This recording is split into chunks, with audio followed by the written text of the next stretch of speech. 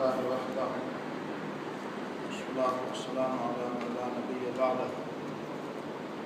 أما بعد فأعوذ بالله من الشيطان الرجيم بسم الله الرحمن الرحيم يا أيها الذين آمنوا ادخلوا في السلم كافة ولا تتبعوا خطوات الشيطان إنه لكم عدو مبين صدق الله العظيم.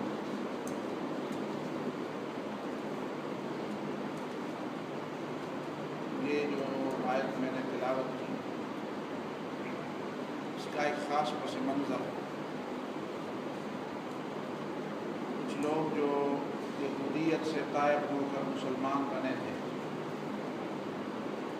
ان میں سے کچھ لوگوں کا خیال تھا کہ یہودیت میں ہفتے کے دن کا احترام لازم تھا اور اسلام میں ہفتے کی بے احترامی لازم نہیں. اسی طرح یہودیت میں اونٹ کا گوشت لوگوں نے حرام سمجھا تھا یا ان پر حرام کیا گیا تھا، لیکن اسلام میں اونٹ کا گوشت کھانا لوگوں کے لیے لازم نہیں ہے. اب انہوں نے یہ سوچا کہ کیوں نہ ہم ان دو باتوں میں ایسا رویہ اختیار کر لیں کہ ہمیں پرانے مذہب اور پرانے دین پر اور پرانے نظریے پر چلنے کا بھی اجر اور ثواب مل جائے اور اسلام پر چلنے کا بھی ہمیں اجر اور ثواب مل جائے. تو انہوں نے ہفتے کے دن کا احترام بھی برقرار رکھا اور انہوں نے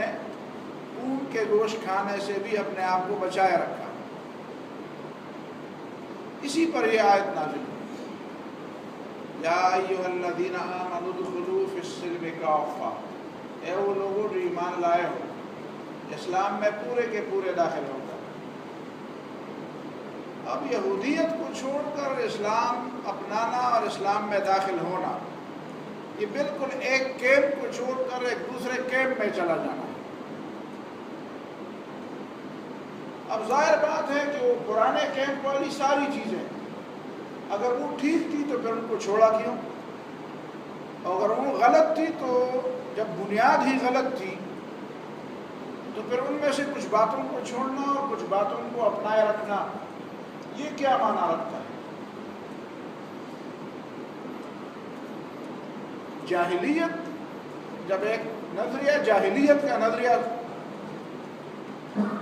اس کو سمجھا جاتا ہے کہ یہ جاہلیت کا نظریہ ہے، یہ ثابت شدہ حقیقت ہو جاتی ہے کہ یہ جاہلیت کا نظریہ ہے.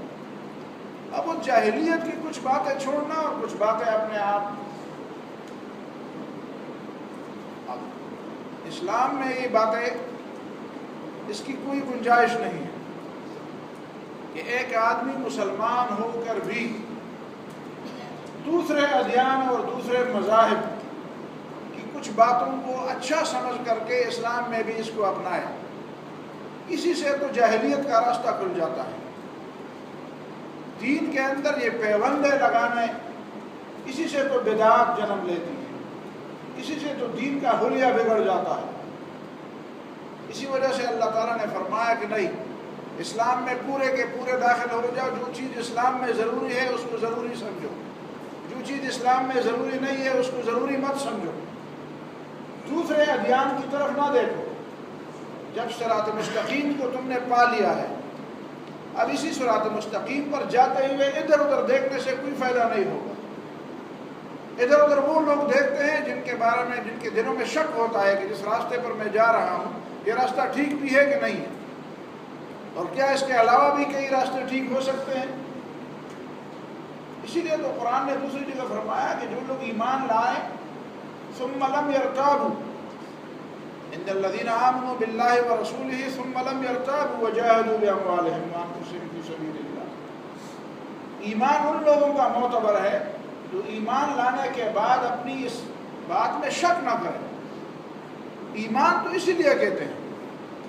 کہ ایمان اور شک دونوں ایک جگہ جمع نہیں ہوتے. جہاں پہ شک کی گنجائش ہوتی ہے وہاں پہ آپ اس کو ایمان نہیں کہہ سکتے.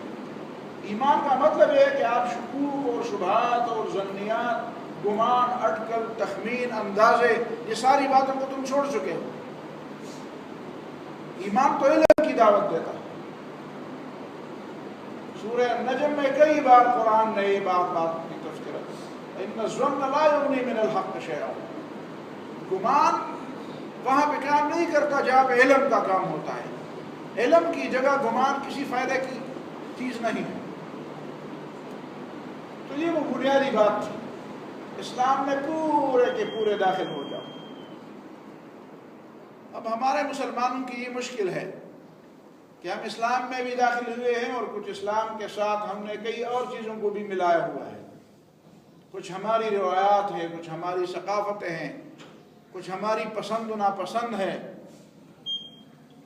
کچھ ہمارے معاشرے کے میں کئی چیزیں ہیں جو رچی بسی ہوئی، ہم ان کو چھوڑنے کے لیے تیار نہیں۔ اسلام ان چیزوں، آج کل تو ظاہر ہے کہ وہی نہیں آتی، وہی آتی تو پتہ نہیں ہمارے بارے میں کیا کیا وہی آ چکی ہوتی، کن کن باتوں کے بارے میں ہمیں ملامت کیا جا چکا ہوتا۔ یہ رمضان گزر گیا ہے، اب رمضان میں تو ماشاءاللہ ہم نے بڑا اچھا رمضان گزارا، پورا روزہ بھی رکھا، ایک ہی دن روزہ رکھا۔ رمضان میں ہم نے تراویح بھی پڑھی، ختم القرآن بھی کیے، درس و تدریس بھی سنی، اچھی باتیں بھی ہم نے سنی، خود بھی تلاوتیں کی، خود بھی نیکیاں کمانے کی ہم نے کوشش کی، تہجد بھی لوگوں نے پڑھ لیے، رات کو تراویح بھی پڑھ لیے۔ کچھ لوگوں نے ظاہر ہے کہ قرآن مجید کی تفسیر بھی پڑھی ہوگی، کچھ لوگوں نے مطالعہ بھی کیا ہوگا، کچھ لوگوں نے دوسرے بندوں کی خدمت بھی کی ہوگی، کھانا بھی کھلایا ہوگا غریبوں کو، صدقے بھی دیے ہوں گے۔ یہ سارے کام اپنی جگہ پہ درست، لیکن کیا ہم نے رمضان سے کوئی سبق سیکھ لیا کہ یہ رمضان کس لیے تھا؟ سبق اس لیے نہیں سیکھا کہ جب رمضان گزر گیا اور عید کا دن آ گیا، اسی دن پتہ چلا کہ لوگ کتنے پانی میں ہیں۔ کتنے لوگوں کو یاد ہے کہ ہم نے رمضان کا مہینہ گزارا تھا، ہم نے کوئی تربیت لی تھی، ابھی چاند کا پتہ ہی نہیں چلتا تھا، عصر کے بعد 10 بج شروع ہو گئی اور ہر ایک دوسرے سے پوچھتا تھا یار یہ عید آنے والی، عید آ گئی۔ پھر ہم اس بات کو نہیں دیکھتے تھے کہ اسلام کیا کہتا ہے عید کے بارے میں۔ عام لوگ تو یہی کہیں گے کہ بھئی علماء کا کام ہے، اور علماء جب آپس میں مختلف ہوتے ہیں تو ظاہر ہے کہ ہم تو فائدہ لیں گے۔ پہلے بھی کئی ہفتے پہلے بھی میں نے ایک تجویز پیش کی تھی تعلیم کے حوالے سے، کہ پوری دنیا میں جو تعلیم کے حوالے سے مسلمانوں کی حالت ہے وہ بالکل ناگفتبہ ہے۔ تعلیم کے حوالے سے ہماری کوئی پالیسی نہیں، کوئی مسلمان امت کی ملت کی کوئی پالیسی نہیں۔ کوئی ایک ملک آپ نہیں بتا سکتے جہاں کی تعلیم کے بارے میں آپ کہہ دیں کہ یہاں سے واقعی مسلمان بچہ، مسلمان طالب علم، مسلمان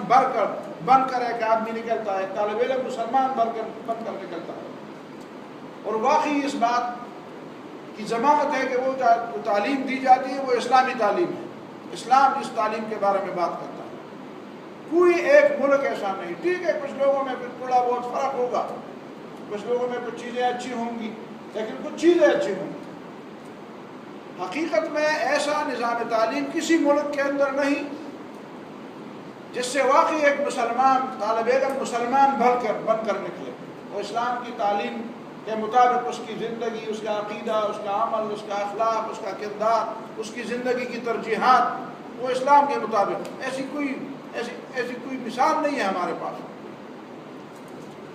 اب یہ دوسری بات آ گئی ہے، یہ رمضان کے بارے میں پوری دنیا میں جو اختلاف ہے، عیدوں کے بارے میں پوری دنیا کے اندر جو اختلاف ہے، یہ اختلاف حل بھی ہو سکتا ہے۔ یہ ایسا کوئی اختلاف نہیں ہے کہ یہ حل نہیں ہو سکتا، لیکن یہ کون حل کرے؟ کچھ لوگ ایسے ہونے چاہیے جو عام مفادات سے بالاتر ہو کر خالص اس مسئلے پر دین کے نقطہ نظر سے سوچیں۔ کچھ لوگ ایسے ہونے چاہیے، یعنی جب مفادات کی بات ہوتی ہے تو لوگ تو اکٹھے ہو جاتے ہیں، جب کوئی مشکل آ جاتی ہے اور سمجھتے ہیں کہ ہمارا وجود خطرے میں پڑ رہا ہے تو پھر تو لوگ اکٹھے ہو رہے ہیں، لیکن خالص جو دینی معاملہ ہے اس پہ لوگ اکٹھے نہیں ہو رہے ہیں۔ یہ ہماری حالت ہے۔ کچھ لوگ فصلی بٹیروں کی طرح کسی خاص موقع پر تو ابھر آتے ہیں، پتہ چل جاتا ہے لوگوں کو کہ وہ بھی مفتی ہے، وہ بھی عالم ہے، وہ بھی شیخ ہے، وہ بھی مسلمانوں کا درد رکھتا ہے، لیکن پھر کئی مسائل دنیا کے آتے ہیں، اس مسلمانوں کے اوپر کئی افتادیں پڑتی ہیں، کئی مسائل کے بارے میں رہنمائی کی ضرورت ہوتی ہے لوگوں کو، لیکن وہ لوگ ہمیں نظر نہیں آتے۔ یہ ہماری حالت ہے۔ مسلمانوں کے نبض پر ہاتھ رکھے تو آپ کو پتہ چل جاتا ہے کہ اس کی سانسیں کیسے اوپر رہی ہیں، کتنی رمق باقی ہے زندگی کی۔ اگر ہماری یہ حالت ہے کہ ڈر کی وجہ سے، خوف کی وجہ سے، اپنے مفادات پر ضد پڑنے کی وجہ سے تو ہم ایک دوسرے کو ہاتھ دے دیتے ہیں، ایک دوسرے سے ملتے ہیں، ایک دوسرے کے لیے قربانی بھی دیتے ہیں، برداشت بھی کرتے ہیں، بات بھی سنتے ہیں، سننے کے روادار بھی ہوتے ہیں، برداشت بھی کر لیتے ہیں۔ لیکن جب اسلام کی بات، خالص اسلام کی، جہاں پہ کوئی مفاد کی بات نہ ہو، تو پھر لوگ بالکل گمسم ہو جاتے ہیں، گنگے شیطان بن جاتے ہیں، کوئی احساس نہیں ہوتا۔ آپ نہیں محسوس کریں گے کہ ان لوگوں کے دل میں اسلام کا کوئی درد ہے، جہاں پہ کوئی مفاد نہیں ہوتا۔ میں سمجھتا ہوں کہ جن لوگوں کے دل میں کوئی بھی کچھ بھی اسلام کا درد ہو، اگر ہمارے اس صوبے کے لوگ، اگر ان کو واقعی ان لوگوں کو، بلکہ پورے صوبے کی بھی بات نہیں ہے، یہ چند اضلاع کی بات ہے، یہ جو چند اضلاع ہیں، پشاور، مردان، چارسدہ اور سوابی، اور یہ 4-5 اضلاع ہیں، ان 4-5 اضلاع کے بھی اگر کوئی اللہ کا بندہ ان اہل علم کو جمع کر، کوئی اللہ کا بندہ اٹھ کر ان اہل علم کو جمع کر دے اور بتایا کہ بھئی آپ کیا چاہتے ہیں، چلو آپ تو متفق ہو جائیں کسی ایک بات پر، کیا یہ ناممکن بات ہے؟ کیا یہ ناممکن بات ہے؟ کتنے گروہ ہیں، کتنے مذہبی مکاتب فکر ہیں، ان مذہبی مکاتب فکر کے سارے نمائندے لوگ جمع ہو رہے ہیں، 4-5 اضلاع کی بات ہے، اور ان اضلاع کے لوگ جمع ہو جائیں کہ بھئی ایک بات طے ہونی چاہیے، کسی بھی بات پر آپ اتفاق کریں۔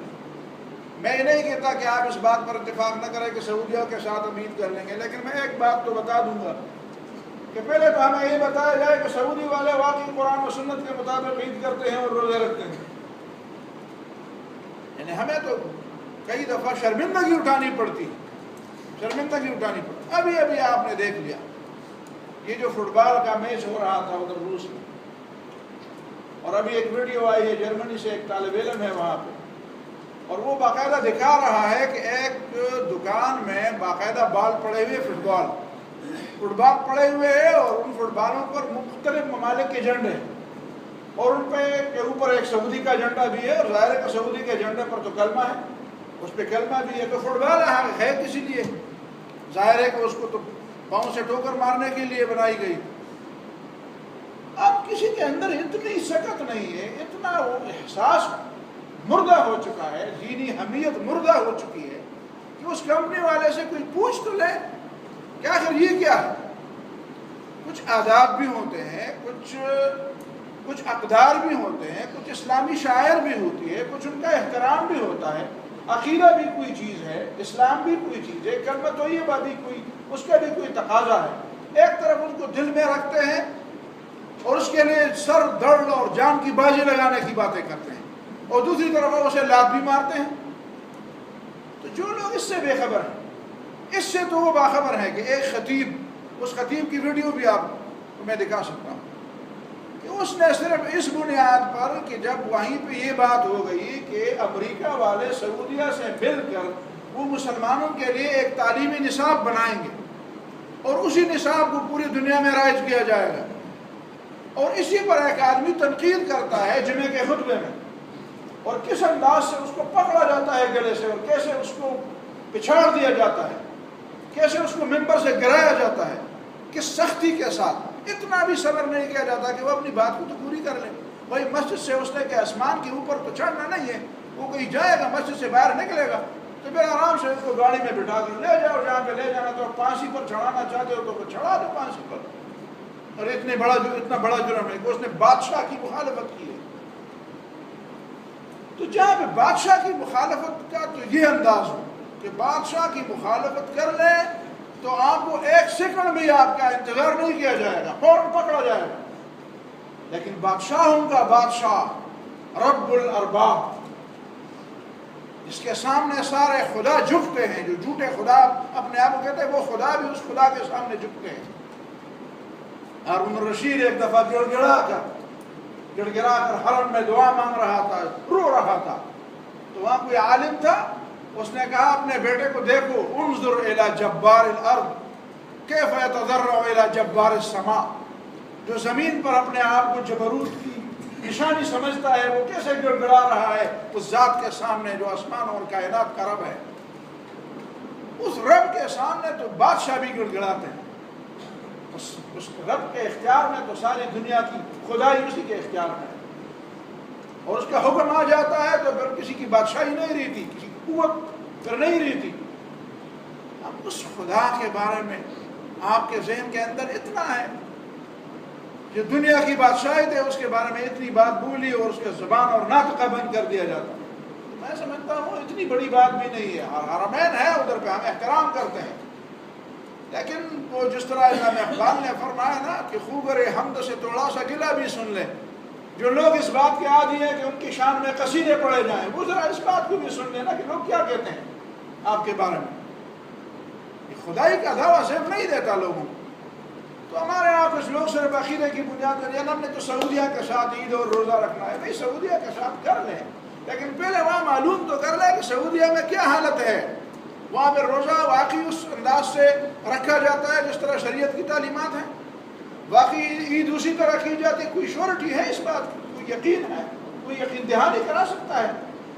تو اگر کوئی یقین دہانی کرا لے تو ہمیں تو کوئی بغض نہیں ہے کسی سے، ہمیں تو کوئی بغض نہیں، ہم تو یہ نفرت کی باتیں تو ہم نہیں کریں گے، ہم تو بات یہ کریں گے کہ سچ سچ اور جھوٹ، حق اور باطل ملنے نہ پائے، حق اور باطل ایک لوگ گڑبڑ ہو جائے، کسی کو پتہ ہی نہ چلے کہ حق کیا ہے اور باطل کیا ہے، ذرا یہ بات، ورنہ یہ آسان بات ہے کہ 5-6 اضلاع کے لوگ جمع ہو جائیں، کوئی خدا کا بندہ اٹھے جس کے پاس وسائل ہوں، جن کے پاس ادارے ہیں، وہ اٹھے اور ان لوگوں کو جمع کر دے، کوئی دعوت کر لے ان کی، بڑے بڑے علماء، یہ معلوم کرنا تو کوئی مشکل نہیں ہے کہ ان علاقوں میں بڑے بڑے علماء کون ہیں،